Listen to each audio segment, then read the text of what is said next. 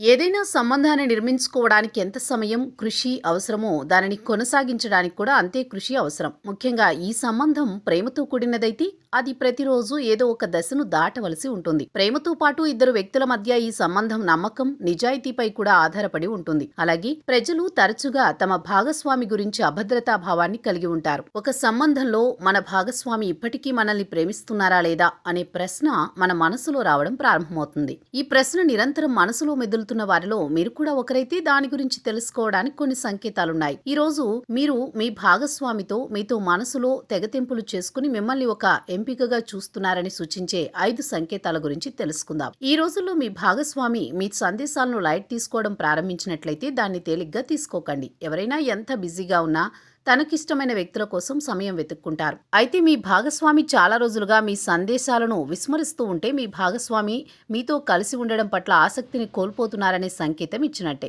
అందరికీ పని ఉంటుంది, అందరూ బిజీగా ఉంటారు. కానీ ఎవరు తమ ప్రియమైన వారి కోసం సమయం కేటాయించలేనంత బిజీగా ఉండరు. మీ భాగస్వామి తరచుగా బిజీగా ఉన్నారని, సమయం లేదని సాకు చెబుతుంటే వారి మనసులో నుంచి మీ నుంచి దూరంగా ఉన్నారని అర్థం చేసుకోండి. అలాగే తన సమయాన్ని వేరే చోట గడపడానికి ఇష్టపడతారని సంకేతం. ఈ రోజుల్లో మీ భాగస్వామి చాలా మూడీగా మారితే అతను లేదా ఆమె మీ పట్ల ఆసక్తి చూపడం లేదనడానికి సంకేతం. అతను మీ నుంచి దూరం కావడానికి ప్రయత్నిస్తున్నారనడానికి కూడా సంకేతం. ఈ మానసిక స్థితిలో హెచ్చుతగ్గులు క్రమంగా సంబంధాన్ని ప్రభావితం చేస్తాయి.